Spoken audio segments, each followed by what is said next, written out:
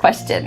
All right, Dan, my first question is, tell us about your first job. What was it? First job ever. Yep. Well, my first job was a paper route, which is where you take the newspaper and you go and deliver it to your neighborhood. Now, I'm pretty sure that this was probably a job that my dad said, hey, the boys need a job, get them a paper route. And Okay. so I had no say in this, and I was probably, I think I was 12. Okay. 12 or 13, so I was kind of young, and we didn't do it on bikes or anything. We weren't able to chuck them out the, you know how there's like people on a bike and they throw the newspaper? Oh yeah, in movies I've seen that. Yeah, we weren't allowed to do that. We were supposed to gently set it on the doorstep. Oh, that's real life. Yeah, I didn't like it though because I had to wake up really early. They delivered the newspaper in huge stacks, and we had to roll each one and put it in a bag. And then I had to walk the neighborhood really early in the morning. And my least favorite part by far was that people's dogs would just jump out and scare you. And I remember one time I actually kicked a dog because it scared me so bad. And then, yeah. It just like jumped out at you, and Yes. your reflex was to kick it. Right, and it was like this big too, and I felt really bad afterwards, but it really scared me. So Okay. first job. So because you were 12 years old, this is under the age that like you typically work. So were you paid under the table, or how did that work? No, I don't think we were. I don't remember the details of getting paid. I remember it was not very much. Were you motivated by money at all at that point? Like, oh, I get a job, I get some money, I can like buy some toys. Yes, I was. I do remember that with that money I bought a Nintendo 64. So. Oh, really? Okay, so you made enough money to actually Yes. buy something pretty big. Yes, I bought. Yeah, I mostly bought video games at that point in my life. Okay. Yeah. Okay. Those were the big goals back then. Okay. Well, I think How about you? What was your first job? for me, my first job was pretty typical. Like most, I feel like maybe it's mostly girls, but a lot of Americans, when you're like 13 or 14 years old, you start babysitting the neighborhood kids. So I babysat the neighborhood kids. I think when I was 13 years old, the little girl across the street, who now is probably an adult, she was just a baby, not super little, maybe like 1 or 2 years old. And I would go over to her house when her parents went out on a date for a couple hours, and I just played with her. And I remember when she went to bed, when the baby went to bed, I guess I somehow helped the baby go to bed. I would do the dishes for them. I cleaned up their playroom. I did some chores around the house that the parents didn't ask me to do. And every single time when the parents came home, they were like, Vanessa, you didn't need to do this. This is amazing. And I always thought like, well, what else am I supposed to do? You're paying me to be here to watch your kid, and your kid's asleep. But now that I'm an adult. That's why Vanessa is a good worker. Now that I'm an adult, if I had paid a babysitter and my kids were asleep and I came home to a clean house, I would get on the floor and bow to this person. I'd be like, thank you. I know. I love you. Whenever our parents come and they do the dishes for us at the end of the day, whenever like after we're eating dinner and we're giving the kids a bath, it's so helpful. So those little things. Yeah, I that's think. my job too, so I would be extra thankful. Oh, the dishes? Yeah. So that was my first job. And I think it was pretty typical. I was just paid in cash, under the table, nothing official. And I babysat throughout all of high school, various kids.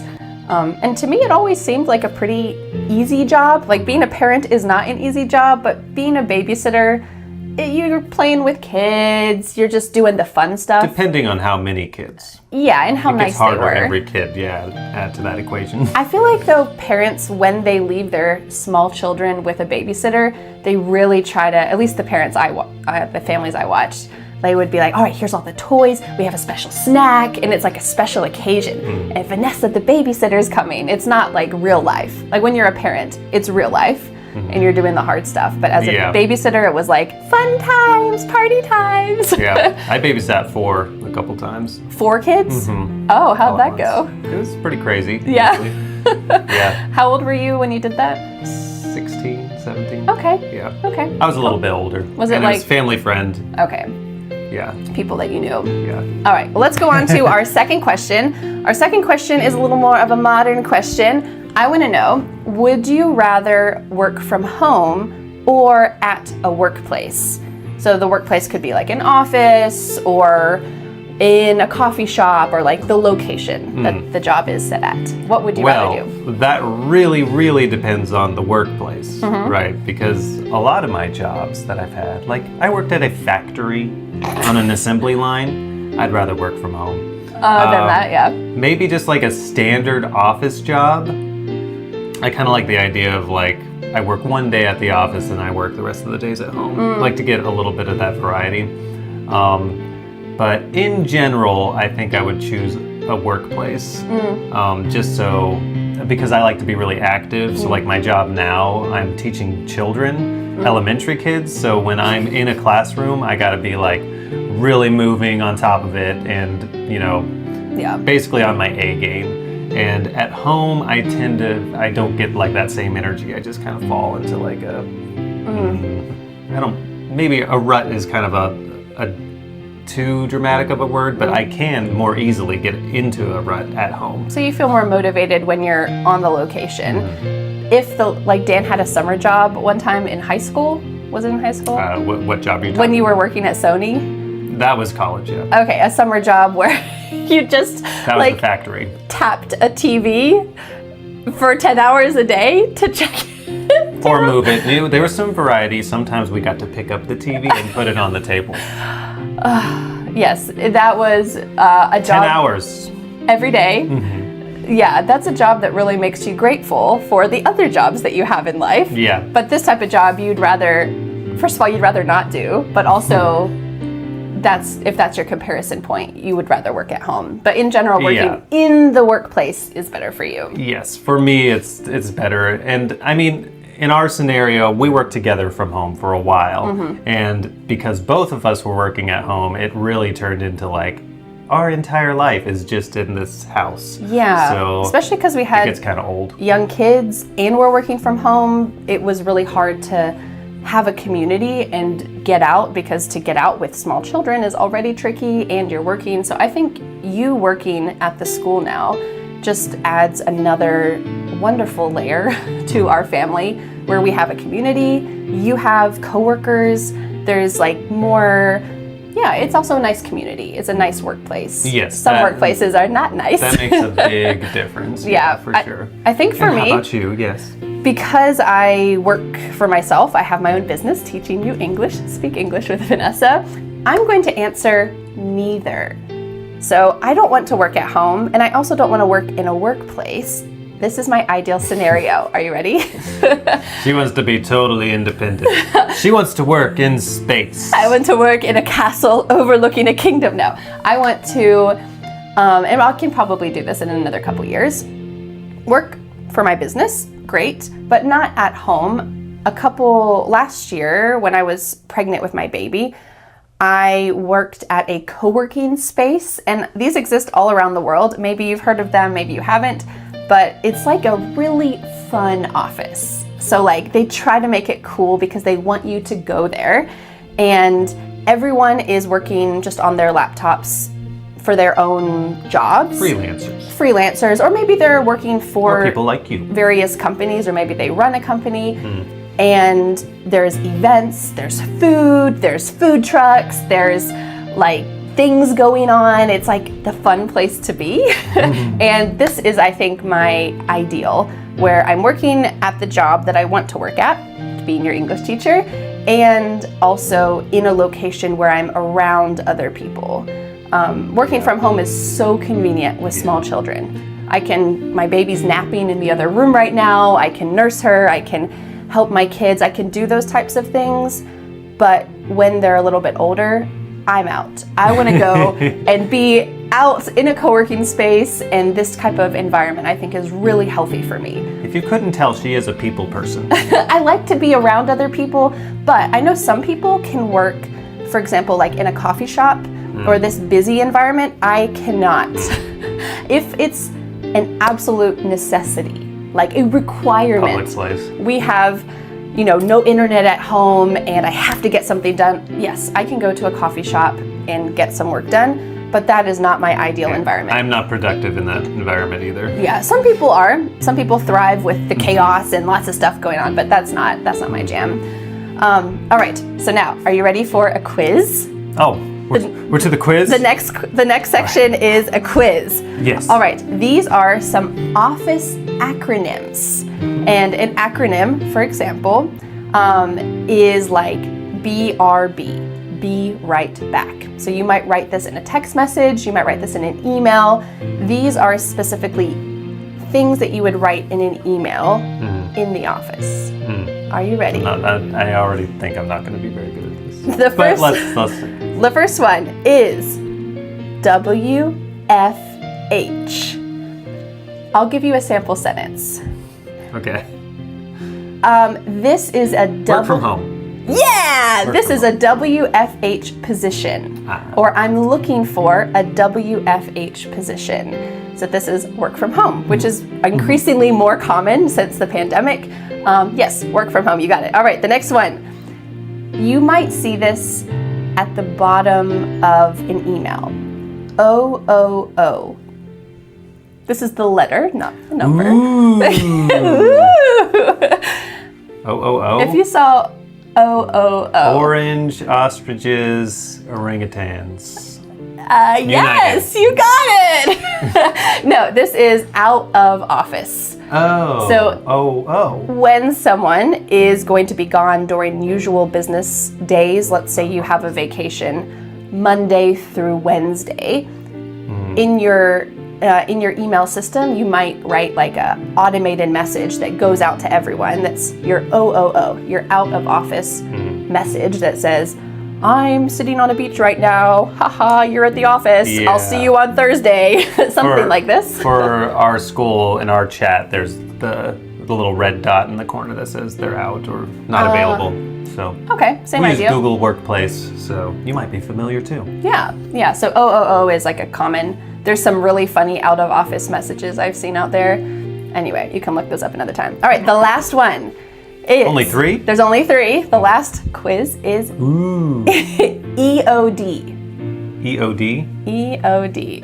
Would you like a sample sentence? Sure. Okay. EOD. The sample sentence is, I need this finished by EOD. Or I will have this finished by EOD. Earliest? No. Even. No. EOD. Can you have this finished by EOD? And you would not say this, you would write this in an email or in like a text. End of date. Oh, close. End of day. Yes. End of day. Yes. Can you have this finished by EOD? Can you have this finished by end of day? So this is just talking about deadlines. And you might see this in an email. You might see this in like a group chat, like Dan was saying, with your coworkers. There's Google Workplaces kind of chat about EOD. Great work. So what? You got 2 out of 3? 2 out of 3? Great work. All right, let's go on to our... And I'm not an office-y kind of guy, so... Well, let's go on to our next question, which has to do with being on the other side, not just working, but being someone who is in charge of hiring other people. So at various times, we've each had to hire people. And I want to know for you, tell us kind of the circumstance of why you were hiring someone, but also what were some of the key reasons why you hired someone, or like the character traits that you were looking for in those people, and what happened. So tell us about hiring people. So when I hired people, I was working at a coffee shop in downtown Asheville, and I got the manager's position there. So I was kind of like, middle management, we would say, where there was somebody above me. Not so fun, especially this guy. But then I had a team working the coffee shop. And so I had to hire basically baristas. And so the criteria I mainly looked for was, were they cheerful and presentable, and did they seem with it? As in, would they be on time? Can they follow directions and orders? And then of course I always ask them about their previous experience, and usually with like the most recent job they had, I kind of ask like, why did you leave that job? To kind of get their, like, you want to hear like what their story is, and then like pick up all those little signals that they're giving out. So yeah, I actually thought hiring was really fun. But so if someone said, oh, I left my last job because the manager was awful, and they say bad things about their manager, then would you hire that person? No, of course not. And yeah, I thought it was fun too, because it was kind of like, ooh, I get to curate my team. Like, these are the people I want to work with. Oh yeah, yeah. So, and the people who you hired also had to work well with the people who were currently working there, because when you're working in a coffee shop, everyone is working behind the counter. It's a very tight space physically. Yeah, you're public, but you're also like, in that setting, you know, you're front facing, you're seeing everybody, and you have to be cheerful. But then when people walk out, you're also like, a lot of times a lot of gossip builds up in these situations. So you want to find people who are low drama, which can be difficult in the coffee barista industry, I will say. But you did it. Tell us about the people you hired. Did it work out? How did it go, without saying any names in case they're watching? I think all but maybe one of my hires were pretty good. Okay. Some of them were like slam dunks, I thought. Oh, okay. Yeah. Okay. And what Just made like them... very with it people. They were with like it. One of them was a manager when I left. Oh, okay, yeah. Some of them were kind of high strung, but you know, that meant they were with it, you know? Yeah. So, okay. yeah. And then also for that coffee shop, most of the people who worked there were women. And so I had to kind of be a little careful like, that made actually hiring guys harder, just because a lot of times if you get a guy who's single and giving off these signals, right, then it just ends up building this kind of like tension and drama. And so I was like, you know, the married guy there. And like, you know, Dan's taken, it doesn't matter, you know, whatever. Yeah. I gave them relationship advice, but you know. You wanted to hire someone who wasn't... From the married guy perspective. You didn't want someone who was just going to flirt with the coworkers the whole time. Like, you wanted a good environment for everybody. Guys would come in from other shops and flirt with the girls there, so it was like, and they're already kind of messing up the jive. Men. Yeah, I think an important part about hiring someone is that if you have to work with a team, that they work well together. And that was actually something I was going to say about the people who I've hired. So I've hired several people to work for Speak English with Vanessa, because one person cannot make all of this magic happen by themselves. So I'd say one of the key things that I look for now, I've had some not completely failed hiring experiences, but ones that didn't work out as well. One of the things that I've learned from that is if somebody can understand what you're asking for, and then either ask the right questions so that they can do it correctly, or do it correctly the first time, that is huge. So when I'm asking someone, for example, to help write some sample sentences for an English course, well, I can tell them, here's the vocabulary, can you write 2 sample sentences per vocabulary word with a definition? I can give them simple, small instructions like that and see what happens. And if they do it perfectly the first time, okay. If they don't, I don't really care. It's that they ask the right questions, like, oh, do you want a long definition or a short definition? Or would you like it to be double space, single space? Like, if somebody is thinking about those types of things, I think that like you said, being with it and on it, great vocabulary words, but those are the most important, because you can teach the other things oftentimes in various jobs. So an openness to learning. Yeah, openness and like to learning. Asking questions. Yeah, and when you give corrections, like, oh, I would prefer if you did it like this, or can you change this to be like this? The next time they also do that. So kind of cataloging the various changes that you'd like. I know you've and being had able somebody to do it. who didn't do that well. Yeah, I think I remember some conversation. it's really tricky to hire someone, especially for me, because I've It's never kind of blind, really. Yeah. You don't meet them. Or did you talk to them? I talk to them on Zoom and stuff, but I've never really hired people a lot of these positions that I'm hiring people for, it's the first time I've ever hired someone for that position. So I'm learning what exactly is the job position, what exactly do I need. It's not this company with a big long process for hiring various people in the same position. So I'm kind of learning from scratch each time. But I think it's a good skill, being able to hire the right people and have, a good situation. There is something interesting that you did not mention and I didn't mention about hiring people. Their qualifications. Oh, their qualifications. So if you are like a graphic designer, if you're of course like a doctor or something like this, you need some specific job-related qualifications. That was always a little lower on the list for what I was hiring for. That's interesting, yeah. And I feel like for me, when I hired, for example, a writer, I want someone who has writing experience, but I didn't care if they had a certificate or a degree. It was more, can they do a good job? Yeah. And I feel like this is a little bit more of a modern hiring process. Lots of traditional jobs still want you to have this certificate, this degree, this qualification. Well, it depends on the technicality. Like my dad is an engineer, and he works in like a what would you even call it? Not a factory, a workshop with like metals and big machinery and stuff. And if he's going to hire an engineer, they need a certain kind of expertise to even have a baseline knowledge. Because if I walked in there, I'd be like, I don't even understand what is happening. You would not be hired. Right, exactly. Yeah, so for certain jobs, of course, you need some kind of experience with the job itself. But I think a lot of jobs nowadays, they are looking for character traits, especially if you're young, more than specific experiences.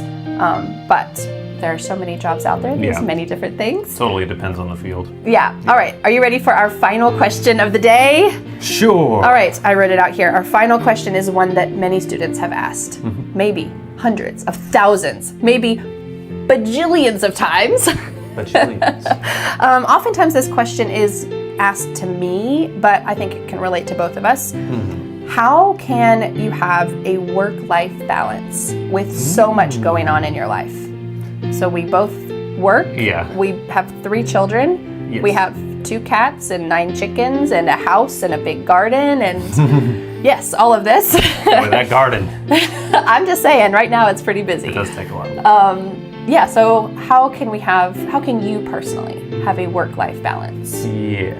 So for me, because we both work, it's important for me not to really get, at this point in my life, like a full-time job.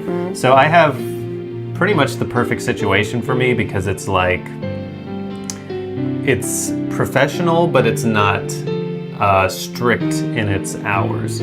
So that really helps because I was able to negotiate getting Fridays off all the time. Today.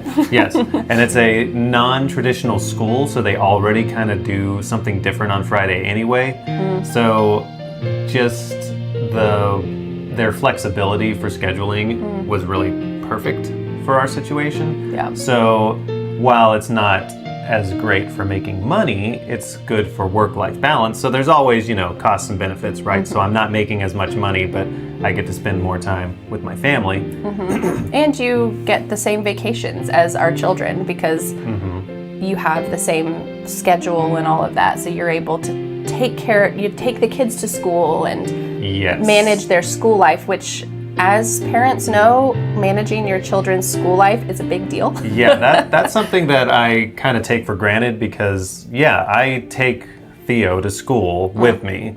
Nobody has to drop him off or anything because he just goes with me. So and soon Freddie too. So as far as like a general tip, that's not really going to work for a lot of people because that's a very particular situation. But I would say that to accomplish work-life balance, you need to either have both people working a little less or one person working dramatically less to be able to take care of all the stuff around the house. That's why it's common for the husband to work and the woman not to work. Not to make money. Yeah, not to make the money because, well, then you might be able to get a better work-life balance. Although, for each person, it's out of balance. So, I don't know. It's actually pretty tricky. Yeah. I think we do it, but we are able to do it because we have flexible jobs that we've sought out. Mm-hmm. We've also gone through a lot of like transitions in our life where, oh, this isn't working, this is terrible. And then you're kind of like reworking stuff, and then you get into a better place. Yeah, so I do feel you got to be able to be willing to change directions like that as well. Yeah, our parents had the very traditional husband works outside the home, makes the money, the wife stays home and takes care of the kids. Both of those are very... It's an easy answer. Both of those are very difficult jobs, but I feel like between their generation and our generation, there was like a shift of both people working full time. And now we're kind of switching to like, I feel like a lot of millennials, which is what we are how can we work less? Are trying to, kind of do what we're doing. I do think there's a lot of people, a lot of my friends who are our age in the US, they're both the wife and the husband are kind of mixing these traditional roles and not working both full-time jobs or like, just trying to do things a little bit more outside the box. And I imagine our kids, when they're adults and like the next generations are just going to be like constantly evolving and shifting and trying to make things even more balanced. Because for me, I work from home at the moment, and technically my job could be never ending. I could always be coming up with new courses and new lessons and new ideas, and the way that my brain works, I always have new ideas.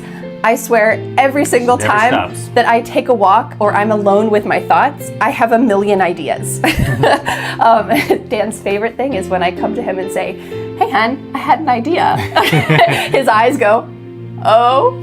But I always have new ideas, but it's not always healthy for me to be outputting a lot of work all the time because I have other things, other people, my children especially, in my life that bring me joy and need a lot of attention. So I think the key for me, and I don't do this perfectly, so I don't know if I'm the best person to answer this. I don't think there is a best person to answer this, but I think the thing that works for me is to be 100% present with whatever I'm doing. If I'm working, I am in this room, this is our little office, the door is closed, I am focused on work. Nothing else is going on. Maybe the kids are playing with someone else. They're always here, but they're with somebody else. Or if my kids come in here, I have to stop what I'm working on and look at them, work on whatever I'm doing with them, say hi to them, and then when they leave, continue working. Just the other day, they were doing something else and I was doing some work and they busted in the room. "Mommy, you're on the computer. Wow, I want to sit on your lap." There were 2 children on my lap and I was halfway through finishing an email that I really wanted to finish, and there's no way. There is no way that you can do that if you have ever tried to do that. So in my mind, I say, I'm not going to do that right now. I will wait 5 minutes, 10 minutes, it's gonna be okay. 10 hours. 10 hours, it's okay. And focus on just whatever they need at that second, and then I can get back to it. Because I think if you try to check your emails while you're also talking to your kids or doing something else, your brain is gonna go crazy. Well, a lot of parents probably hand their kids like an iPad or like turn on the TV or something. So that's an option, but probably not great for your kids. Yeah, so for me, usually I only do work whenever the kids are at school, sleeping, or with someone else. They don't really watch that much TV, so that's not really an option for our family.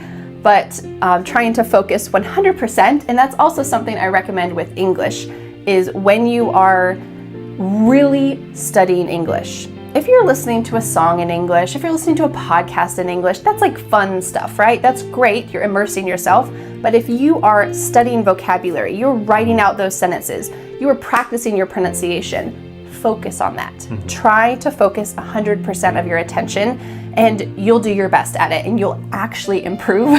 If you're trying to do a million things at the same time, at the end, you're just gonna feel frustrated. At least that's how I feel. Like I got nothing done because I was trying to do everything at the same time.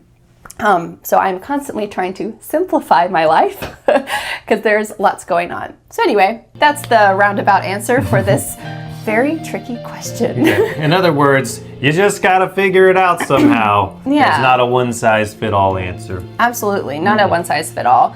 And I think if your goal is to really have a work-life balance, I think for most people it is, but if that's something that you really want to prioritize, like Dan said, I think you need to dump out the bucket of all the things you have going on and decide what is absolutely necessary. That's a good strategy. What can we cut? What expenses can we cut so we can work less? What trips can we cut? What work trips? What commitments? All of these things so that we can get down to just the basics. And then you can kind of build it up from there. But I think a lot of times, like I know some people that feel like, well, I have to do this. I have to do this. And yes, sometimes you have to do things. But overall, trying to really cut back and decide, what do I need to purchase? What expenses are necessary? Hobbies too. What hobbies do I absolutely have to do? Some of them might be painful. Like I recently stopped watching hockey, which is my favorite sport. That kind of brought a little tear to my eye. But I just don't have time for it anymore. And maybe at another point in your life, you will have more... I can watch all the hockey games I want. You'll have more figurative bandwidth. But for now, maybe in your life, if you're feeling really stressed by this work-life balance, lay everything out on the table. What is necessary? How can I cut back so that I feel more balanced and happy? I think you owe it to yourself, you owe it to your family, and yeah, you'll just be a better person for it. But I'm still working on that. Dan's still working on that. So take it with a grain of salt. All right. Well, thank you so much, Dan, for joining me for this work conversation. Yes, you're welcome. Yes, we made it. Thank you so much for immersing yourself in English. These types of conversations are excellent for improving your vocabulary, all the words you saw down here. But something even better about these conversations is that it has been absolutely proven the best way to learn a language is through immersion and acquisition. This means that you don't really even know you're learning. You're just picking up on all of the rules and the nuances and the ideas of English while you're listening to